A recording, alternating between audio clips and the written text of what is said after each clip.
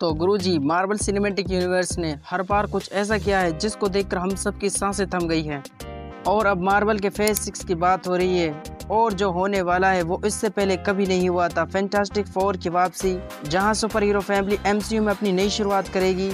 फिर आएगी Kong destiny, जहां टाइमलाइन का ऐसा खेल होगा जो सभी सुपर हीरोज को हिलाकर रख देगी।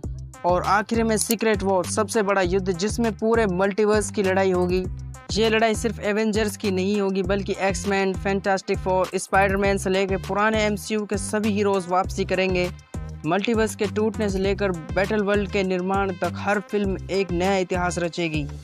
अगर आप मार्वल के फेज 6 की इन मूवीज़ और उनकी थ्योरीज पर डीप एनालिसिस चाहते हैं तो बने रहिए वीडियो के साथ, क्योंकि आज हम खोलने वाले हैं इन सभी फिल्मों के राज और आने वाले एमसीयू के फ्यूचर प्लान का नक्शा। तो तैयार हैं आप? आज हम पॉइंट बाय पॉइंट बात करेंगे और कुछ थ्योरीज के ऊपर बात करेंगे, जिससे आपका टाइम भी बच जाएगा और आपको मार्वल के फेज 6 की पूरी जानकारी भी मिल जाएगी। तो सबसे पहले फैंटास्टिक फोर की बात करते हैं।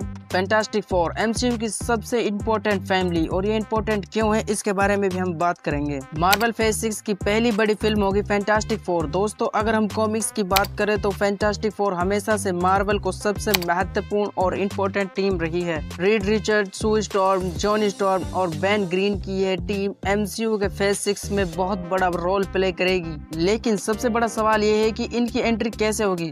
तो चलिए उनके ऊपर भी कुछ थ्योरीज है, उनके ऊपर भी थोड़ा ध्यान दे लेते हैं। तो थ्योरी नंबर 1, मल्टीवर्स से वापसी। कुछ फैंस का मानना है कि फैंटास्टिक फोर एमसीयू में पहले से ही है, लेकिन वो कहीं मल्टीवर्स या क्वांटम रियल में फंसी हुई है।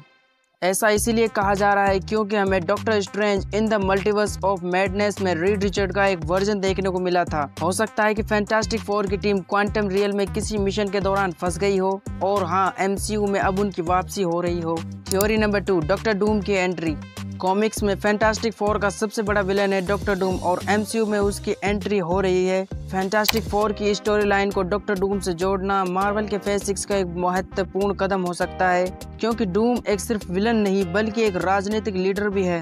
डूम कॉन्ग से जुड़ा हुआ है और हो सकता है कि एमसीयू के भविष्य में ये हमें मेन रोल में दिखाई दे। थ्योरी नंबर 3, फैंटास्टिक फोर का टाइम अप कॉन्ग से। फैंटास्टिक फोर और कॉन्ग द कॉन्करर का संबंध कॉमिक्स में काफी गहरा है।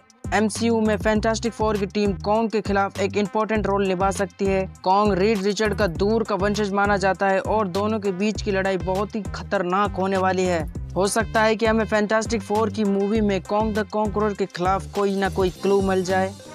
अब बात करते हैं Avengers the Kong destiny, Avengers versus Kong, MCU की सबसे बड़ी टाइमलाइन की बैटल। और अब बात करते हैं एमसीयू की सबसे बड़ी आने वाली जंग की, जो कॉन्ग द कॉन्करर और एवेंजर्स के बीच होगी। द कॉन्ग डायनेस्टी में कॉन्ग की मल्टीवर्स की टाइमलाइनों के साथ छेड़छाड़ पूरी तरह सामने आ जाएगी, जो हमने पहले एंटमैन 3 और लॉकी सीरीज में भी उसकी झलक देख ली थी। लेकिन इस मूवी में कॉन्ग अपनी पूरी की पूरी पावर्स के साथ लौटेगा, जो काफी ज्यादा खतरनाक होगा। और इसके ऊपर कुछ थ्योरीज हैं, उनके ऊपर भी हम बात कर लेते हैं। थ्योरी नंबर 1, टाइमलाइन की बर्बादी। कॉन्ग की सबसे बड़ी ताकत है टाइमलाइन को बर्बाद करना। वह मल्टीवर्स की हर रियलिटी में घुस सकता है और अपने अलग अलग वर्जन्स को लाकर टाइमलाइन को पूरी तरीके से बर्बाद कर सकता है।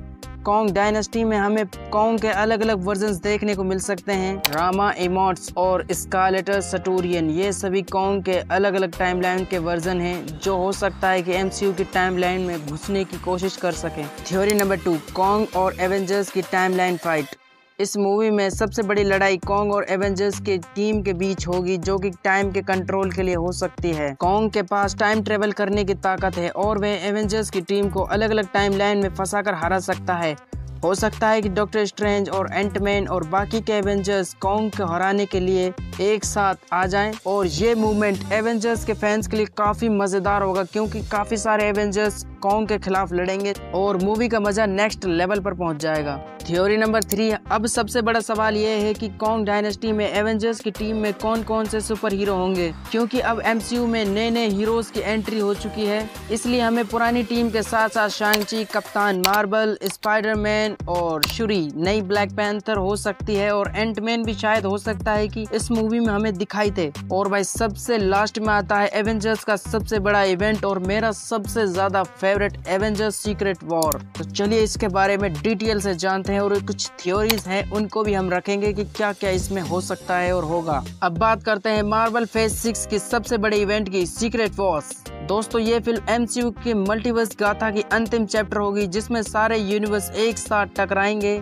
सीक्रेट वॉर्स कॉमिक में एक ऐसा इवेंट था जहां पर द बियॉन्डर्स नाम का एक पावरफुल एंटिटी अलग अलग ब्रह्मांड के हीरोज और विलन्स को लाकर एक जगह लड़ने के लिए मजबूर करता है। एमसीयू में भी कुछ शायद ऐसा ही होगा और भाई अगर ऐसा हुआ तो भाई देखने में इतना ज़्यादा मज़ा आएगा।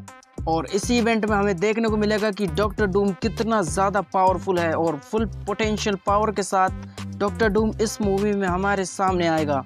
तो बाबू मोशर आए कुछ थ्योरीज और हैं उनके ऊपर भी हम थोड़ा नजर डाल लेते हैं। थ्योरी नंबर 1, मल्टीवर्स का टूटना और कोलाइड्रेट करना। एमसीयू के फेज 4 और फेज 5 में हमने मल्टीवर्स के टूटने जैसे वाली थ्योरीज को देख लिया है और सीक्रेट वॉर्स में हमें वो देखने को भी मिल सकता है जहां मल्टीवर्स के सारे यूनिवर्स आपस में टकरा जाएंगे। इस मूवी में एवेंजर्स की ही टीम नहीं होगी बल्कि इस मूवी में एक्स-मैन, फैंटास्टिक फोर, स्पाइडरमैन और शायद एमसीयू के पुराने किरदार भी हमें इसमें लौटते हुए दिखाई दें। थ्योरी नंबर 2, बैटल वर्ल्ड का निर्माण। सीक्रेट वॉर्स की सबसे बड़ी थ्योरी है कि एमसीयू में बैटल वर्ल्ड का निर्माण होगा।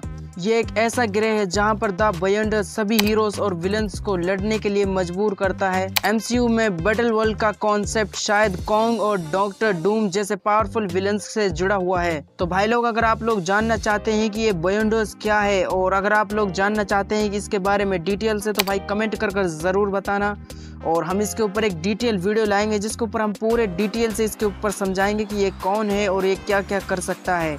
और चलते हैं हमारी एक और लास्ट की थ्योरी पर। तो थ्योरी नंबर 3, पुराने किरदार की वापसी। फैंस की सबसे बड़ी उम्मीद ये है कि सीक्रेट वॉर्स में हमें उनके पुराने एमसीयू के किरदार वापसी लौटते हुए दिखाई दें।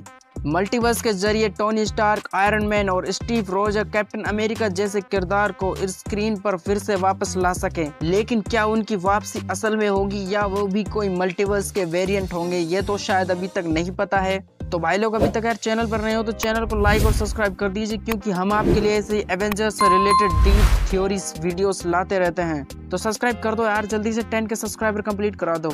तो दोस्तों मार्वल फेज 6 की ये फिल्में हमें एक नए लेवल पर ले जाने वाली हैं। फैंटास्टिक फोर से लेकर सीक्रेट वॉर्स तक हर फिल्म में ऐसे प्लॉट और ट्विस्ट आएंगे कि जो एमसीयू की पूरी कहानी को एकदम से बदल देंगे। आपको क्या लगता है इनमें से कौन से थ्योरी सबसे ज्यादा पावरफुल है और सबसे ज्यादा बेस्ट है? तो कमेंट करके जरूर बताना। मिलते हैं कल एक और न्यू वीडियो के साथ, तब तक के लिए सब्सक्राइब कर लो और हाँ बेल आइकन को ऑन कर रखना, जब हम वीडियो डालें तो आप तक उसका नोटिफिकेशन पहुंच जाए। अगर आप लोगों के कोई दिल में कोई बात हो तो भाई कमेंट जरूर करना, मैं आप सभी लोगों के कमेंट को पढ़ूंगा।